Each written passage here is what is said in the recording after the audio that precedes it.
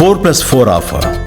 మొదటిసారిగా country delight పాలని 4 రోజులు ఆర్డర్ చేసిన వాళ్ళకి మరో 4 రోజులు ఫ్రీ. ఇంకెందుకు ఆలస్యం, యాప్ని డౌన్లోడ్ చేసుకోండి. Download the Country Delight app now. SCU భూములపై రగడ ఇంకా రగులుతూనే ఉంది సార్. అక్కడ విద్యార్థులు భారీగా మోహరించిన పరిస్థితి, పోలీసులు కూడా భారీగా మోహరించారు. అయితే కోర్టు జోక్యం చేసుకుంది. చెట్ల నరికివేతను ఇవాల్టి వరకు ఆపండి అంటూ ప్రభుత్వానికి హైకోర్టు ఆదేశం కూడా జారీ చేసిన పరిస్థితి. ఇవాళ మళ్ళీ ఈ ఇష్యూ మీద హైకోర్టులో విచారణ జరగబోతోంది.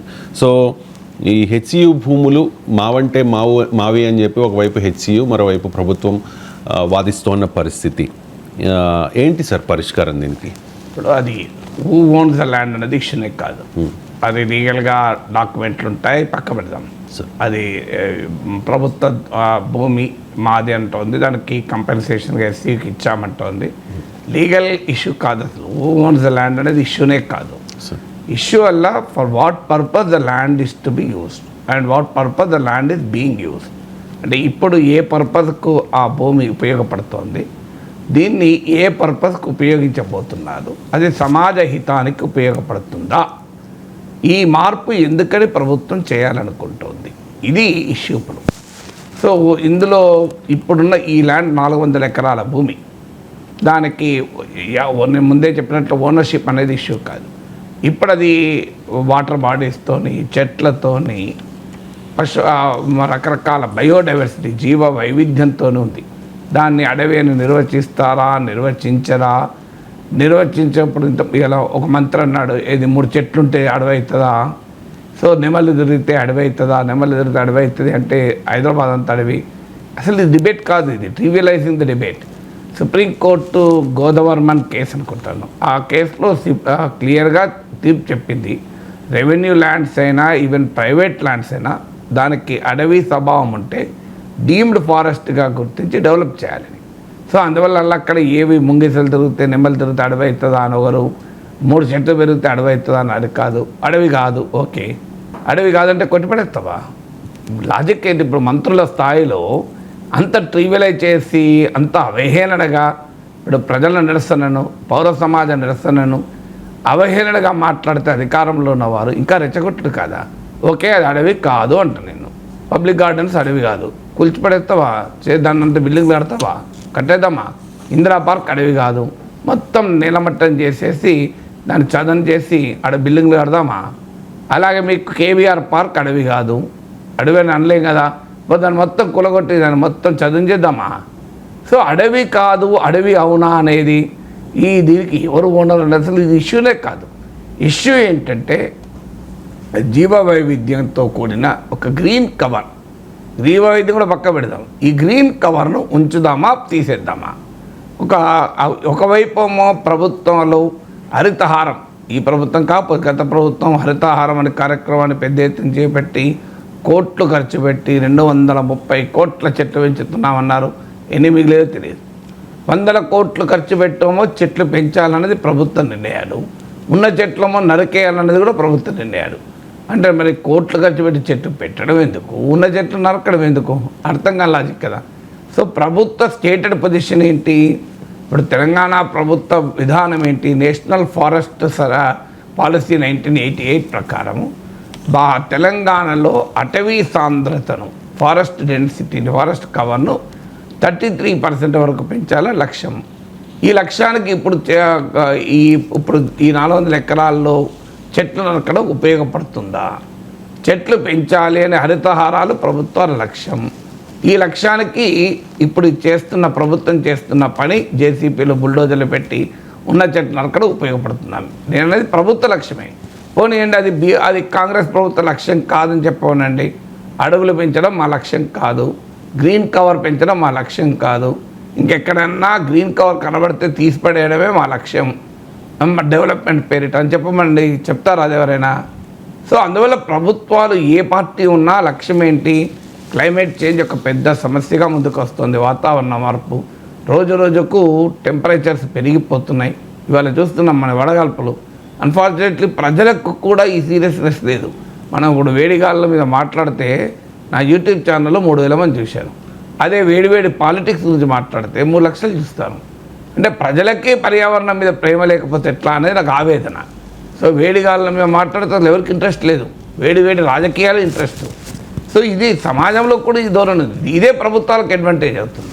అంటే ప్రజల్లో ఉన్నటువంటి ఒక రకమైన ఇండిఫరెన్స్, అంటే నాకేంది వాతావరణ మార్పు అంటే పెద్ద అసలు ఇష్యూనే కాదు అని.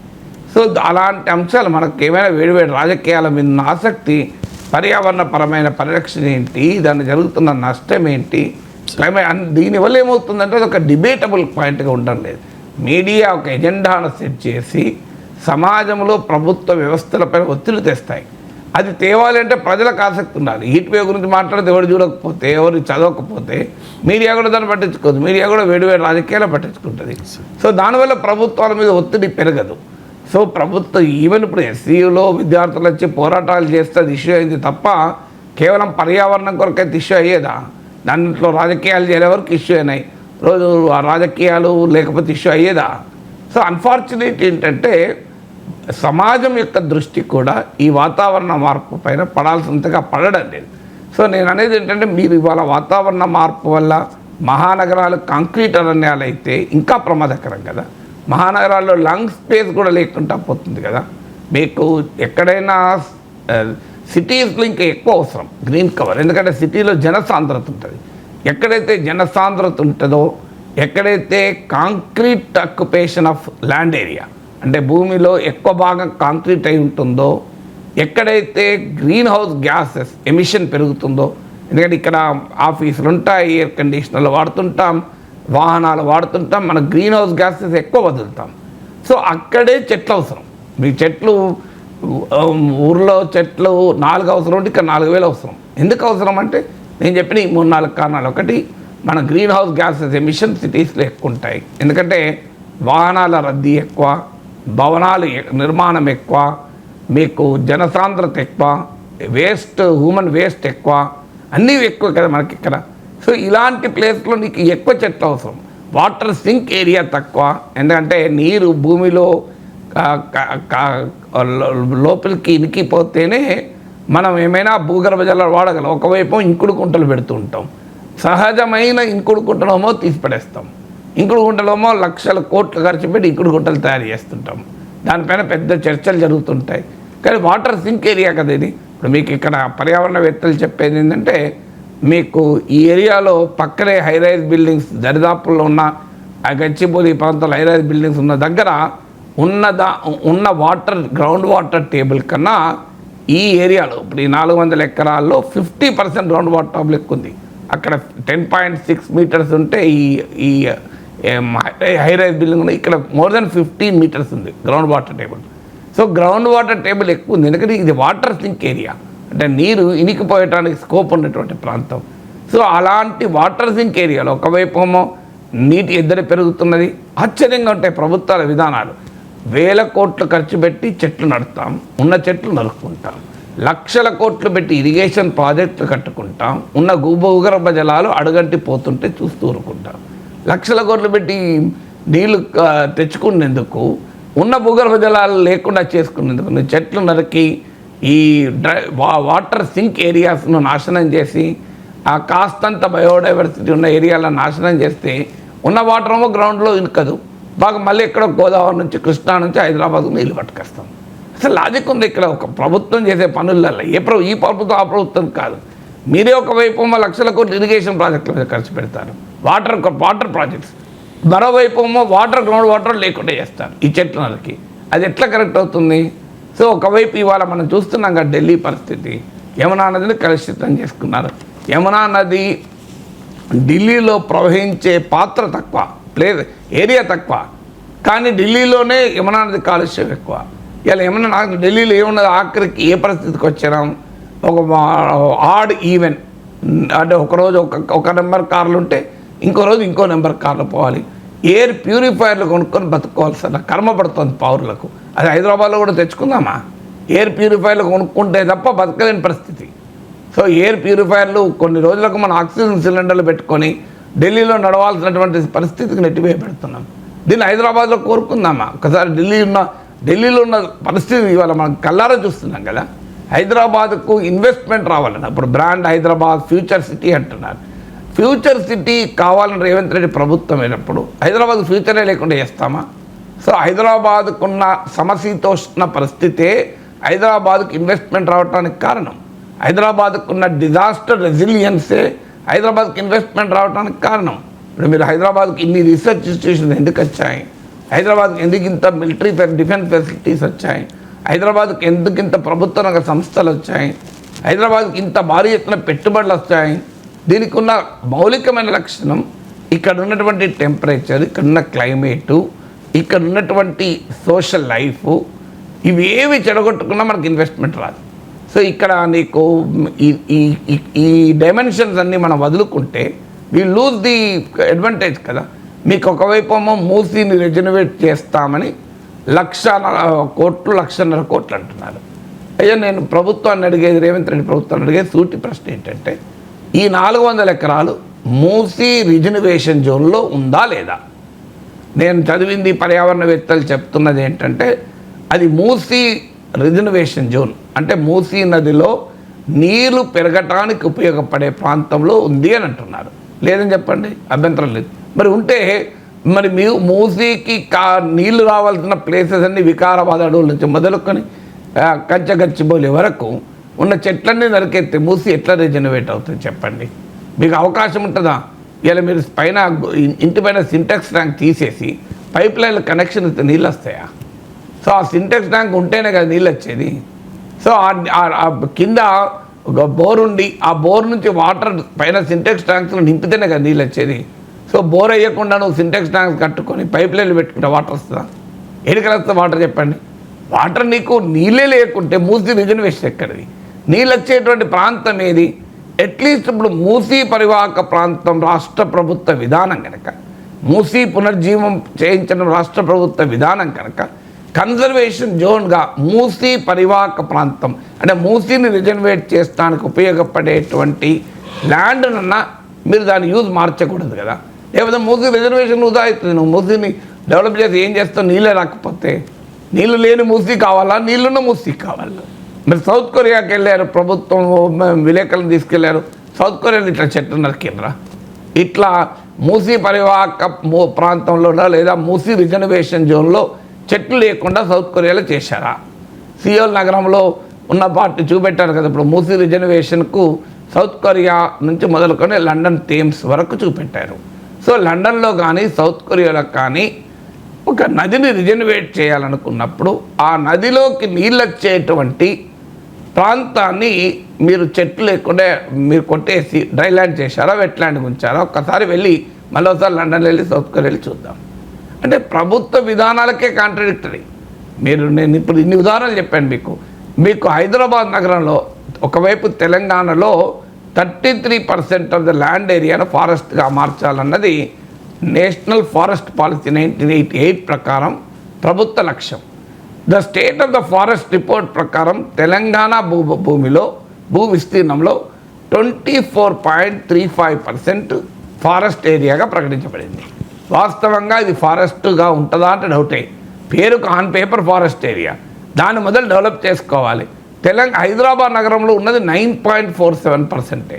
హైదరాబాద్ రంగారెడ్డి ప్రాంతంలో ఎక్కడైతే ప్రజలకు గ్రీన్ కవర్ అవసరమో, ఎందుకు గ్రీన్ కవర్ అవసరం నేను ఇప్పటిదాకా చెప్పాను మీకు. ఎందుకంటే ఇక్కడ భూగర్భ జలాలు అవసరం, ఇక్కడ మీకు ఇన్వెస్ట్మెంట్లు, ప్రజలు జీవించాలంటే మంచి వాతావరణం అవసరము, ఇక్కడ గ్రీన్ హౌస్ గ్యాసెస్ ఎమిషన్ ఎక్కువ, ఇక్కడ వాటర్ సింక్ నీరు భూమిలో ఇనకడానికి అవసరమైన ప్రాంతం తక్కువ, ఎక్కువ కాంక్రీట్ కన్స్ట్రక్టెడ్ ఏరియా ఉంటుంది. ఇన్ని రకాల డైమెన్షన్స్ ఉన్నాయి కనుక ఇక్కడ గ్రీన్ కవర్ ఎక్కువ. కానీ ఇక్కడే తక్కువ ఉంది, 9.47% ఉంది. ఏదైనా అర్థం చేసుకోవాలి. మహానగరాల్లో 33% ల్యాండ్ ఉండడం మామూలు విషయం కాదు. కానీ let us make it urban forestry అని మీకు ప్రపంచంలో మహానగరాలు చేయండి. మీరు నాకు గుర్తున్నంత వరకు న్యూయార్క్లో కూడా అర్బన్ ఫారెస్ట్ ఉంది అనుకుంటాను. మీరు గూగుల్లో కొడితే వస్తే అర్బన్ ఫారెస్ట్ ఇన్ న్యూయార్క్ అని. సో అర్బన్ ఫారెస్ట్రీ అనేది ఒక విధానం. అర్బన్ అగ్రికల్చర్ అనేది food and agriculture organization propose చేస్తుంది. నేను ఎమ్మెల్సీగా ఉన్నప్పుడు ఇలాగే భూములు అమ్ముతుంటే ప్రభుత్వాన్ని తీవ్రంగా ప్రశ్నిస్తే అప్పుడు ఆర్థిక మంత్రి రోషయ్య గారు అన్నారు, భూములు మేము కాపాడుకోలేకపోతున్నాం, ప్రభుత్వము ఎవరో ఆక్రమించేస్తాను, అందుకే అమ్ముదాం అనుకున్నాం అన్నాడు. అంటే మీ చేతకానితనం కొరకు అమ్ముతారా? దానికి మీరు ఆ ల్యాండ్ను ఒక ల్యాండ్ బ్యాంక్గా ఏర్పాటు చేసి మీరు దాని సెల్ఫ్ హెల్ప్ గ్రూప్స్కు కూరగాయలు పెంచడానికి, పళ్ళు పెంచడానికి, పూలు పెంచడానికి ఇవ్వండి. హైదరాబాద్ నగర ప్రజలకు fresh vegetables, fresh fruits, fresh flowers దొరుకుతుంది, పేదవాళ్ళకు ఉపాధి దొరుకుతుంది, ప్రభుత్వ ల్యాండ్ ప్రొటెక్ట్ అవుతుంది అని food and agriculture organisation urban అగ్రికల్చర్ని కోట్ చేస్తూ చెప్పారు. కనీసం ఒక వాతావరణానికి కూడా ఉపయోగపడుతుంది హైదరాబాద్ నగరంలో అని.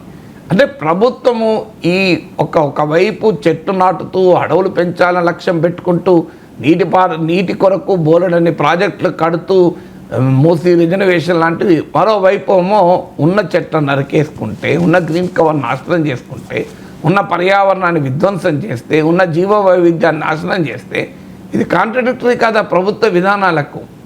సో ఈ మౌలికమైన పాయింట్ మర్చిపోయి ఆ ల్యాండ్ ప్రభుత్వానిదా, అది ఎస్సీయుదా, అది ఇంచు కూడా ప్రభుత్వం ఎస్సీది కాదు, ఎవరిదైతే దేనికి వాడుతున్నావు అన్నది పాయింట్ కదా. నువ్వు ఎవరిది కాదన్నది కాదు, అది ఎస్సీయుదా స్టేట్ గవర్నమెంట్దా, that is not an issue at all అంటున్నా. ల్యాండ్ ఓనర్షిప్ అనేది ఇష్యూ కాదు. నేను అంతకుముందు మాట్లాడినప్పుడు అవి చెప్పాను. ల్యాండ్ ఓనర్షిప్ ఏముంది, అది నిజంగానే ఎస్సీయుది అయితే కేంద్ర ప్రభుత్వం నోటీస్ ఇస్తే రాష్ట్ర ప్రభుత్వం అమ్మలేదు. ల్యాండ్ ఎస్సీయుది అయితే రాష్ట్ర ప్రభుత్వం ఎట్లా అమ్మాలని చూస్తుంది? ఆ పాయింట్ పైన రాష్ట్ర ప్రభుత్వాన్ని కౌంటర్ చేసే రాజకీయమే తప్పంటలేదు. అది రాష్ట్ర ప్రభుత్వం ల్యాండ్ కాకపోతే రాష్ట్ర ప్రభుత్వం అమ్ముతే నిలబడుతుంది, ఆక్షన్ ఇస్తే కోర్టులో. నువ్వు యజమాని కాకపోతే అమ్ముతే నిలబడుతుంది. ఈ బిల్డింగ్ నాది కాదు, ఈ బిల్డింగ్ నేను అమ్మచ్చా? సో ఈ బిల్డింగ్ నాది కానప్పుడు నేను అమ్ముకొని ఎట్లా పోతా? నేను టీవీ ప్రోగ్రామ్కి వచ్చాను కదా అని చెప్పి అమ్ముకొని పోగలనా? కామన్ సెన్స్ చెప్తోంది కదా. దానికి ఇంత గొడవ ఎందుకు, ఇంత ధర్నాలు ఎందుకు? కేంద్ర ప్రభుత్వం నుంచి ఒక నోటీసు చీఫ్ సెక్రటరీకి వెళ్ళిపోతే దిస్ ఈజ్ అవర్ ల్యాండ్, ఎందుకంటే Hyderabad central university is part of the ministry of education, government of India, అయిపోతుంది కదా. అందువల్ల డిబేట్ను రాంగ్ ఆఫ్ పొలిటికల్ పార్టీస్ తెలిసి తెలియక ఫ్రేమ్ చేస్తున్నాయి. మరి విద్యార్థులు అది ఫ్రేమ్ చేయడం లేదు. విద్యార్థులు ల్యాండ్ ఎవరిది, పర్యావరణవేత్త ల్యాండ్ ఎవరిది అంటలేరు, మేధావులు ల్యాండ్ ఎవరిది అంటలేరు. ల్యాండ్ ఎవరిది అనేది ఇష్యూ కాదు. ల్యాండ్ ప్రస్తుతం దీనికి ఉపయోగపడుతుంది. మీరు ఏం చేయదలుచుకున్నారు? నేను అక్కడ ఐటీ కంపెనీలు పెడతాను, పెట్టండి, అభ్యంతరం ఉన్నది. ఐటీ కంపెనీలు పెట్టవద్దని ఎవరు అంటున్నారు? ఐటీ కంపెనీలు పెడతామని చెప్పి గడిపెట్టి తీసేస్తామా? ఐటీ కంపెనీలు అవసరం, డెఫినెట్గా అవసరం. ఐటీ కంపెనీలో భూములు కావాలని గండిపేటలో నీళ్ళని ఖాళీ చేసి చదువు చేసి ఇచ్చేద్దామా? ఒకవైపు ఏమో హైడ్రాను పెట్టి వాటర్ బాడీస్ను పరిరక్షణ కొరకు ఇంత పెద్ద ప్రయత్నం జరుగుతుంది. మరోవైపు ఏమో ఆ water sink area, water bodies కాస్త కూస్తూ ఉండి కాస్త గ్రీనరీ ఉన్న ఏరియాను, ఇది అడవా, ఇక్కడ ముంగి చదివితే నెమలు తిరిగితే అడవి అవుతుందా, 3 చెట్లు తిరిగితే అడవి అవుతుందా, ఈ లాజిక్ దీన్ని పట్టుకెళ్ళి కూల్చేస్తామంటున్నాను. మరి హైడ్రా పర్పస్కు ఇది కరెక్టా? మీరు హైడ్రా దేని కొరకు పెట్టారో ఇవాళ కంచగచ్చబౌలిలో ప్రభుత్వం చేస్తున్న ఆపరేషను రెండు కాంట్రడిక్టరీ కాదా? ఇవాళ మూసీ రిజర్వేషన్కు ఇప్పుడు ఈ 400 ఎకరాల్లో మీరు చదువు చేయాలనుకున్న దానికి కాంట్రడిక్టరీ కాదా? హరితహారంకు ఈరోజు 400 ఎకరాలని మేము అమ్మేసుకుంటామనే విధానానికి కాంట్రడిక్టరీ కాదా? మీరు చెప్పండి, ప్రభుత్వం చెప్పమనండి. ఒకవైపు ప్రభుత్వం చేస్తున్న పనులను నేను కోట్ చేస్తున్నా, వేరే చెప్పడం లేదు కదా. ప్రభుత్వం ఒకవైపు 1000 కోట్లు, లక్షల కోట్లు ఖర్చు పెట్టి వివాదాస్పదమైన చేస్తున్నారు. మూసీ పునర్జీవన వివాదమైన, హైడ్రా వివాదమైన, ఎంత గొడవ ఎంత అంటున్నారు. మోడీకి యమునా నదిని పునర్జీవం చేయించాలి, సబర్మతి నదిని పునర్జీవింపజేయాలి, మూసీ నదికి ఎందుకు వ్యతిరేకం అంటున్నారు? అయ్యా, నేను అడుగుతున్న, మీరు చేస్తున్న పని మూసీ పునర్జీవానికి ఉపయోగపడుతుందని చెప్పమనండి ప్రభుత్వాన్ని. ఏదైనా ఒక మంత్రిని చెప్పమనండి, మూసీ పునర్జీవానికి ఈ 400 ఎకరాలని ఐటీ భవనాలు కడితే ఉపయోగపడుతుందని. ఐటీ భవనాలు కట్టది రాంగ్ డిబేట్ పోజ్ చేస్తున్నారు. ఎవరైనా ఐటీకి వ్యతిరేకమని. ఐటీకి ఎవరూ వ్యతిరేకం కాదు, ఐటీ కావాల్సిందే. ఎందుకంటే ఉద్యోగాలు రావాలంటే ఇండస్ట్రీ కావాలి. కానీ అది పెట్టడానికి మీరు గండిపేటను హిమాయత్ ఖాళీ చేయం, అది పెట్టడానికి మనం ఇందిరా పార్క్ని తీసేయం, అది పెట్టడానికి కేబీఆర్ పార్క్ని తీసేయం.